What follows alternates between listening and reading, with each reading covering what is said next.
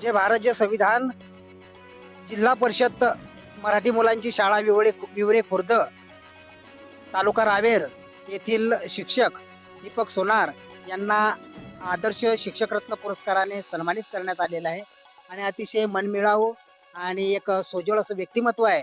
आपल्या स्टुडिओमध्ये ते प्रत्यक्ष या ठिकाणी उपस्थित आहेत आणि त्यांना शिक्षक रत्न पुरस्काराने त्यांच्यासाठी का निवड करण्यात आली, याच्या आधी त्यांना कोणकोणते पुरस्कार मिळालेले आहेत, त्याचप्रमाणे शिक्षक रत्न पुरस्काराच्या माध्यमातून ते बहुजन समाजातील विद्यार्थ्यांना सोसायटीमध्ये काय संदेश देऊ इच्छितात आणि या पुरस्काराचं एक भारदस्त पुरस्कार त्यांना मिळालेला असल्या कारणाने या पुरस्काराचं श्रेय ते कोणाला देतात, याच्या संदर्भात इत्थंभूत सविस्तर माहिती त्यांच्याकडून आपण जाणून घेणार आहोत.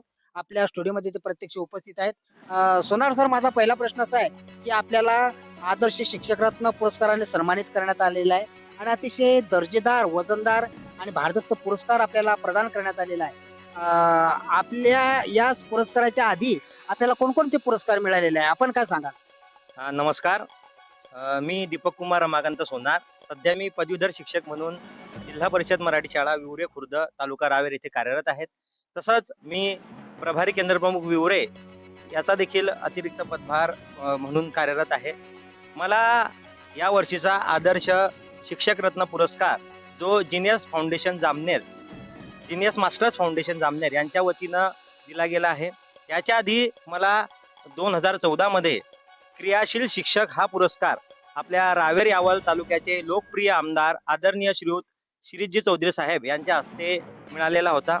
त्यानंतर मला 2021 मध्ये भारतीय राष्ट्रीय युवा परिषद यांच्या वतीने कला, शिक्षण, सामाजिक या क्षेत्रात उल्लेखनीय कामगिरी केल्याबद्दल मला शिक्षक सन्मान हा पुरस्कार प्रदान करण्यात आलेला होता. आणि या वर्षी नुकताच 10 सप्टेंबर 2023 रोजी आपल्या महाराष्ट्राचे माननीय नामदार आदरणीय श्रीयुत गिरीशजी महाजन साहेब आपल्या महाराष्ट्राचे ग्रामीण विकास मंत्री यांच्या हस्ते हा आदर्श शिक्षक रत्न पुरस्कार मला नुकताच प्राप्त झालेला आहे. आता सोनार सरांनी सांगितलेलं आहे की महाराष्ट्र राज्याचे जे ग्रामविकास मंत्री आहेत गिरीशजी महाजन यांच्या हस्ते या पुरस्काराचं वितरण झालेलं आहे आणि यांच्या हस्ते त्यांना पुरस्कार प्रदान करण्यात आलेला आहे. सर, अतिशय आपल्याला भारदस्त असा पुरस्कार मिळालेला आहे, शिक्षक रत्न पुरस्कार मिळालेला आहे आणि मी यापुढेही आवर्जून सांगतो की education is the foundation of human life. शिक्षण हा मानवी जीवनाचा पाया आहे आणि शिक्षण हा केंद्रबिंदू आहे. शिक्षक हा एक समाजामध्ये परिवर्तन घडवण्याचं साधन आहे आणि अतिशय चांगल्या पद्धतीने आपला आदर्श शिक्षक पुरस्कार मिळालेला आहे. या पुरस्कारासाठी आपली निवड कशी झाली सर, आपण काय सांगाल? मला एक महत्वाचं वाक्य आपल्यासोबत शेअर करायची इच्छा आहे की teacher is the foundation of nation. Teacher is the builder of society. शिक्षक हा आपल्या समाजाचा एक बिल्डर आहे, तसेच आपल्या राष्ट्राचा पायाभूत किंवा पायाभरणी करणारा एक महत्वाचा घटक आहे. तर हा पुरस्कार मी कार्य करत असताना आपण एखादा पुरस्कार मिळावा हे हेतू किंवा हे ध्येय मुळीच नसते. तर जी जीनियस मास्टर्स फाउंडेशन जामनेरची जी टीम आहे या टीमचा असा निकष होता की वर्षभरामध्ये कला, शिक्षण, सामाजिक तसेच आपल्या जे तळागाळातील तसेच जे बहुजन समाजातील आर्थिक दुर्बल घटकातील विद्यार्थ्यांसाठी जे काही आपल्या जिल्हाभरातील शिक्षक कार्यरत आहेत तसेच जे पालकांचं समाजाचं उद्बोधन करीत आहेत या सर्वांची प्रत्येक तालुक्यातून या सर्वांची दखल घेऊन प्रत्येक तालुक्यातून एका शिक्षकांची या जीनियस मास्टर फाउंडेशन जामनेरच्या वतीनं या पुरस्कारासाठी निवड करण्यात आली आणि आपल्या रावेर तालुक्यातून जीनियस मास्टर फाउंडेशन जामनेर यांनी माझी निवड केली. त्याबद्दल प्रथमतः आम्ही या फाउंडेशनचे अध्यक्ष आदरणीय रमेश पाटील सर तसेच या फाउंडेशनचे मार्गदर्शक आदरणीय अमर भाऊ पाटील यांचे देखील मनपूर्वक आभार मानतो. त्यांचं देखील मी खूप खूप अभिनंदन करतो की त्यांनी आपल्या पूर्ण जिल्ह्याभरातून 15 शिक्षकांची या पुरस्कारासाठी निवड केली. आणि याबरोबरच मला सांगायला अभिमान आणि आनंद वाटेल की फक्त हे फाउंडेशन शिक्षकांनाच पुरस्कृत केलं नाही यांनी किंवा सन्मानित केलं नाही, तर जे या प्रशासनामध्ये वेगवेगळे डिपार्टमेंट आहेत जसं की कृषी आहे, आरोग्य आहे, त्यानंतर जलसंधारण आहेत, तर या प्रत्येक महसूल खातं आहेत, या प्रत्येक डिपार्टमेंट मधून देखील त्यांनी गुणवंत आणि जे गुणी अधिकारी आहे, कर्मचारी आहे, यांची देखील या पुरस्कारासाठी निवड केली आणि एक मोठा चांगला सोहळा जामनेर येथे 10 सप्टेंबर रोजी आपल्या महाराष्ट्राचे नामदार आदरणीय गिरीशजी महाजन साहेब यांच्या हस्ते तो सोहळा घडून आणला आणि या सोहळ्याला आपल्या जिल्ह्याभरातील सर्व शिक्षण क्षेत्रातील अधिकारी वृंद, तसेच सर्व गट शिक्षणाधिकारी वृंद, त्याचबरोबर विस्तार अधिकारी, केंद्र प्रमुख महोदय, सर्व प्रकार आपल्या डिपार्टमेंटचे सर्व शिक्षक आणि वेगवेगळ्या जे काही आपल्या प्रशासनामध्ये काम करणारे अधिकारी आहेत, कर्मचारी आहेत, यांची मोठ्या संख्येने उपस्थिती होती. सर मी आवर्जून या ठिकाणी नमूद करतो की डॉक्टर बाबासाहेब आंबेडकरांनी सांगितलेलं आहे, टीच युनिटी अँड मेक स्ट्रगल. शिका, संघटित व्हा आणि संघर्ष करा. आणि जेवढा माणसाच्या जीवनामध्ये संघर्ष असतो तेवढा माणूस परफेक्ट होत चालतो. या ठिकाणी मी आवर्जून सांगतो, आपण मेहनत घेतलेली आहे आणि त्या मेहनतचं फळ आपल्याला मिळालेलं आहे. आणि अजून यापुढे मला एक महत्वाचा प्रश्न आपल्याला विचारावासा वाटतो की आपल्याला एक आदर्श शिक्षकरत्न पुरस्काराने सन्मानित करण्यात आलेला आहे आणि जिल्हास्तरीय शिक्षकरत्न पुरस्काराने आपल्याला साठी आपली वर्णी लागलेली आहे. अतिशय भारदस्त पुरस्कार आपल्याला बहाल करण्यात आलेला आहे. तर या पुरस्काराच्या माध्यमातून आपण सोसायटीमध्ये काय संदेश द्याल, आपण काय सांगाल? मला सर्वात महत्वाचं डॉक्टर बाबासाहेब आंबेडकर यांचा जो विद्यार्थ्यांसाठीचा मूलमंत्र आहे, आत्मविश्वासासारखी दुसरी दैवी शक्ती नाही, तर हा मूलमंत्र प्रत्येक विद्यार्थ्यांनी अंगीकृत करून आपण शिक्षण क्षेत्रामध्ये पुढे पुढे व्हायचं आहे. मी जे आमच्या जिल्हा परिषदच्या शाळांमध्ये तळागाळातील विद्यार्थी असतात, तसेच बहुजन समाजातील विद्यार्थी असतात, तसेच दलित पालकांचे विद्यार्थी असतात, त्याचबरोबर इतर जे काही सर्व विद्यार्थी असतात, त्या सर्व विद्यार्थी आणि पालकांना एक महत्वाचा संदेश देणार आहे की आपण फक्त आपल्या पाल्यांना प्राथमिक शिक्षणा पुरतच मर्यादित राहू नका. प्राथमिक शिक्षण हे सक्तीचं आहे. केंद्र सरकारने प्राथमिक शिक्षणाचं सार्वत्रिकरण केलेलं आहे. त्याच्यामुळे 6 ते 14 वयोगटातील प्रत्येक विद्यार्थ्यांना शिक्षण घेणं हे क्रमप्राप्त आहे. राईट टू एज्युकेशन याच्या संदर्भात आपण जर विचार केला तर प्रत्येक विद्यार्थी हा शिकलाच पाहिजे. 14 वर्ष वयोगटापर्यंत त्याला 8वी पर्यंत त्याला प्राथमिक शिक्षण त्यानं घेतलंच पाहिजे. हा नियम आहे, हा कायदा आहे.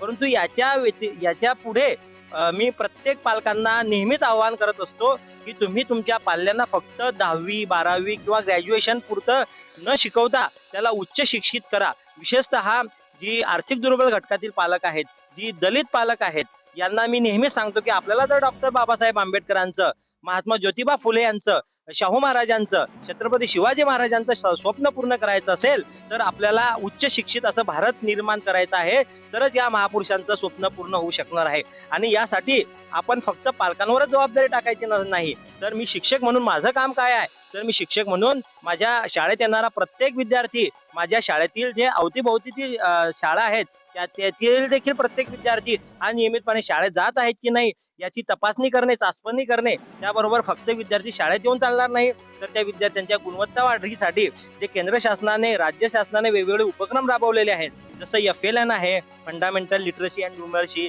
त्याचबरोबर ज्या वेगवेगळ्या काही शासनाच्या योजना आहेत त्या विद्यार्थ्यांपर्यंत पोहोचवणे, विद्यार्थ्यांचा सर्वांगीण शैक्षणिक गुणवत्ता विकास करणे हे ध्येय समोर ठेवून माझ्या शाळेतला प्रत्येक विद्यार्थी हा एक विकसित, एक सर्वांगीण गुणवत्तापूर्ण विद्यार्थी झाला पाहिजे, यासाठी मी नेहमीच प्रयत्नशील असतो. आणि याचबरोबर विद्यार्थी आपल्या शाळेतून गेल्याच्या नंतर, म्हणजे त्याचा आमच्या शाळेतील शिक्षण पूर्ण झाल्यानंतर पुढे त्या विद्यार्थ्यांना चांगलं शिक्षित व्हावं यासाठी आम्ही नेहमीच पालकांशी संपर्कात असतो. आणि पालकांचा संपर्क हा फार महत्वाचा आहे. पॅरेंट कॉन्टॅक्ट जितका जास्त असेल तितकं आपल्याला त्या विद्यार्थ्यांची प्रगती करण्यासाठी मदत होत असते. कारण आपण विद्यार्थ्यांना कितीही सांगितलं तरी विद्यार्थी आपल्या शिक्षकांचा ऐकतात, पण याच्यासोबत तो आईवडिलांना देखील फार मानत असतो, कारण त्याचा सर्वात जास्त वेळ हा घरी जात असतो. त्याच्यामुळे आईवडिलांनीही त्याच्याकडे लक्ष देणं तितकंच महत्वाचं आहे. तरी खऱ्या दृष्टीने हे आपल्या तळागाळातील गोरगरिबांची, दलितांची मुलं उच्च शिक्षित होतील आणि डॉक्टर बाबासाहेब आंबेडकर तसेच या सर्व महापुरुषांचं स्वप्न पूर्ण होईल असं मला वाटतं. सर आपण अतिशय चांगल्या पद्धतीने या ठिकाणी सविस्तर माहिती दिलेली आहे आणि एक अंतर्मनातला जो उर्मी आहे, अंतर्मनातली ज्या भावना आहेत त्या आपण या ठिकाणी प्रगट केलेल्या आहेत आणि पालकांना सुद्धा या ठिकाणी आवर्जून आवाहन केलेलं आहे. सर आपण आता सध्या या जिल्हा परिषद मराठी मुलांची शाळा विवरे खुर्द या ठिकाणी शिक्षक आहात. याच्या व्यतिरिक्त आपण कोणकोणत्या जबाबदाऱ्या सांभाळता आहेत, आपण काय सांगाल? दादा मी या शाळेमध्ये पदवीधर शिक्षक म्हणून कार्यरत आहेत. म्हणजे आमच्या शाळेमध्ये इयत्ता 1ली ते 7वी पर्यंतचे वर्ग आहे आणि 6वी 7वी या दोघं वर्गांची शैक्षणिक जबाबदारी माझ्याकडे आहेत. आमच्या शाळेत तसं पाहायला गेलं तर पदवीधर शिक्षकचे 2 पदे आहेत.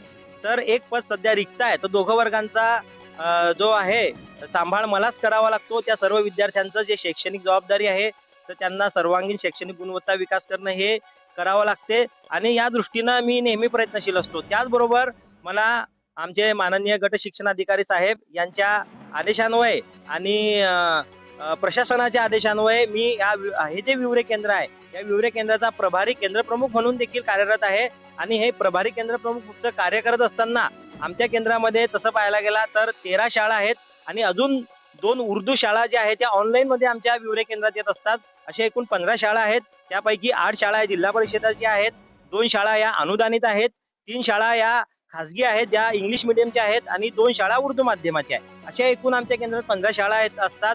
तर हे सर्व दिवसभर शाळेचं कामकाज सांभाळून प्लस हे पूर्ण केंद्राचं देखील कामकाज मला सांभाळावं लागते. यासाठी शाळेच्या वेळेच्या व्यतिरिक्तही वेळ द्यावा लागतो. तो देण्याची मी नेहमीच तयारी ठेवत असतो. कारण मला माझ्या आई वडिलांची शिकवण आहे की ज्या गोरगरिबाच्या ज्या दीनदलितांचे विद्यार्थी आपल्या शाळेत येत असतात, पहिल्यांदा ते विद्यार्थी केंद्रभूत मानून आपल्याला कामकाज करायचं आहे आणि त्यानंतर आपल्याला इतर जबाबदाऱ्या ज्या प्रशासनाने दिलेल्या आहेत त्या देखील सांभाळायच्या आहेत. म्हणून मी माझ्या आयुष्यामध्ये खुणगाट केलेली आहे की माझ्या शाळेत येणारा प्रत्येक विद्यार्थ्यांचा शैक्षणिक सर्वांगीण गुणवत्ता विकास करणे आणि याचबरोबर जे प्रशासन आहे ते प्रशासन गतिमान करून आपल्या अधीनस्थ ज्या काही शाळा आहेत तेथील जे विद्यार्थ्यांचा देखील गुणवत्ता विकास होण्यासाठी आपण वेगवेगळे उपक्रम राबवणे, त्याची शिक्षकांचं उद्बोधन करणे, त्यांना मार्गदर्शन करणे, तसेच प्रशासनाच्या ज्या काही योजना आहेत विद्यार्थ्यांच्या विकासासाठी त्या योजना त्या शाळांपर्यंत व्यवस्थित इम्प्लिमेंटेशन करणे, त्या तेथील शिक्षकांना वेळोवेळी शिक्षण परिषदाच्या माध्यमातून असो किंवा वेगवेगळ्या प्रशिक्षणाच्या माध्यमातून असो त्यांना प्रशिक्षित करणे आणि याचबरोबर सर्व जे आदरणीय मुख्याध्यापक वृंद आहेत यांची सहविचार सभा घेऊन त्या विद्यार्थी विकास कसा होईल यासाठी प्रयत्नशील राहणे. माझ्या सांगण्याचं एकच तात्पर्य आहे की विद्यार्थी हा केंद्रभूत मानून आपल्याला आणि आमच्या प्रत्येक शिक्षक बांधवांना कामकाज करायचं आहे. तर या दृष्टीनं मी नेहमी विद्यार्थी विकास हाच ध्येय ठेवून कामकाज करण्याचा प्रयत्न करत असतो. आर्थिक दुर्बल घटकांची जे मागासवर्गीय जे विद्यार्थी आहेत त्यांच्यासाठी काय भूमिका आहे आपली ते या ठिकाणी सरांनी अतिशय चांगल्या पद्धतीने स्पष्ट केलेली आहे. आणि याही पुढे मी सांगतो की डॉक्टर बाबासाहेब आंबेडकरांनी म्हटलेलं आहे की शिक्षण हे वाघिणीचं दूध आहे आणि त्याची प्रचिती या ठिकाणी आलेली आहे. सरांचा अभ्यास अतिशय दांडगा आहे आणि चांगल्या पद्धतीने त्यांनी आपला अंतर्मनातल्या भावना प्रगट केलेल्या आहेत. सर मला अजून या ठिकाणी एक महत्वाचा प्रश्न या ठिकाणी आवर्जून विचारावा असं वाटतो की आपल्याला एक आदर्श रत्न शिक्षक पुरस्काराने सन्मानित करण्यात आलेला आहे आणि अतिशय भारदस्त पुरस्कार आपल्याला मिळालेला आहे. प्रसिद्धी ज्योतामध्ये आपलं नाव आहे, याची प्रचिती मला आलेली आहे आणि या पुरस्काराचं श्रेय आपण कोणाला द्याल, आपण काय सांगाल?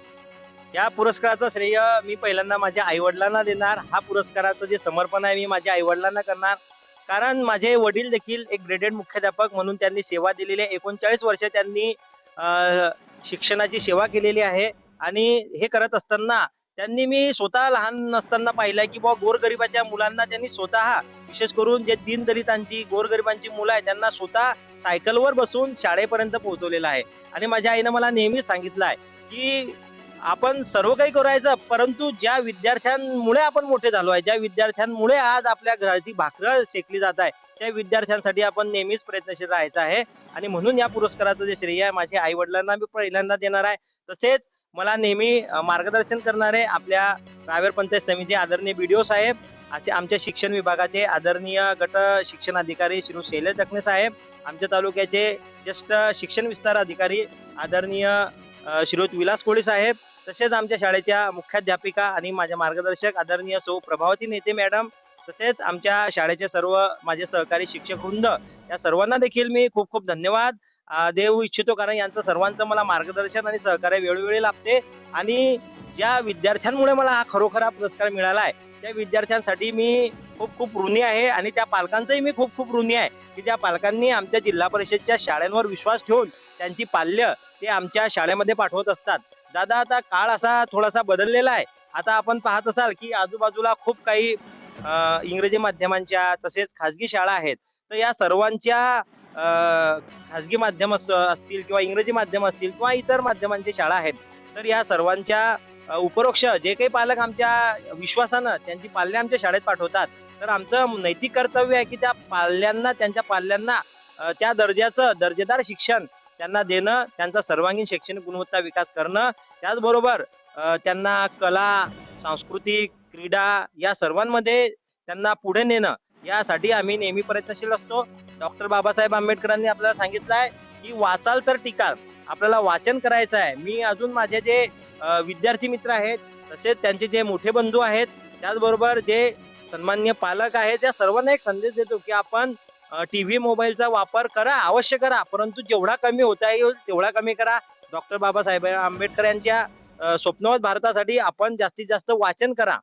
डॉक्टर एपीजे अब्दुल कलाम साहेबांनी देखील सांगितलं आपल्याला, की आपल्याला जर अडचणींवर मात करायचं असेल, डिफिकल्टीजवर आपल्याला मात करायचं असेल, तर आपण स्वतः कठीण बना, आपण वज्रासारखे बना. त्याच्यासाठी वाचन हे फार मोठी शक्ती आहे. तर आपल्याला मी विद्यार्थ्यांना एक नेहमी सांगत असतो, की आत्मविश्वास तुमचा वृद्धिंगत कसा होईल त्यासाठी प्रयत्नशील राहा. तुम्ही परिश्रम करा, तुम्ही चिकाटीनं काम करा आणि जास्तीत जास्त वाचन करा. ग्रंथ, पुस्तकं हेच आपले मित्र असं समजून तुम्ही कार्यरत व्हा आणि आपण खूप उच्च शिक्षित व्हा आणि आपला एक विकसित असा भारत आपण निर्माण करण्यासाठी आपलं योगदान द्या. पावती हेमचंद्राने येते. मी विवरा शाळेमध्ये अजून आहे. प्रभारी मुख्याध्यापक म्हणून काम करते. आमच्या शाळेमध्ये जे दीपक सोनार सर आहेत, त्यांना आता नुकताच जो पुरस्कार मिळाला आहे, त्याबद्दल आम्हा सर्वांना खूप अभिमान वाटतो. ते तसेच त्या कार्याला म्हणजे पुरस्काराला प्राप्त आहेत. ते नेहमी धडाडीचे कार्य करीत असतात आणि यापुढे सुद्धा त्यांना पुरस्कार मिळत राहो आणि त्यांना पुढील आयुष्य चांगलं जावो. सर, आपण एकदम सविस्तर अशा प्रकारे या ठिकाणी आपल्या भावना प्रकट केलेल्या आहेत आणि एक सोसायटीमध्ये एक आव्हान पण सुद्धा केलेलं आहे. पालकांना आव्हान पण केलेलं आहे. मी या ठिकाणी सांगतो की प्रत्येक यशस्वी पुरुषाच्या पाठीमागे एका स्त्रीचा हात असतो आणि तुमच्या पत्नीचा या यशामध्ये सिंहाचा वाटा आहे.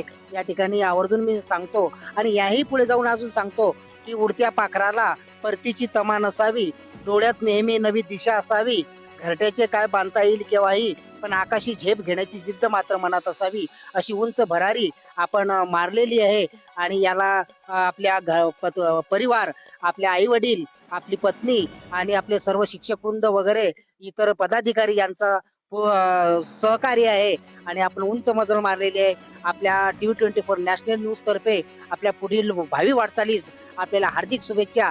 Jogilal Surwade, TV24 national news chief editor.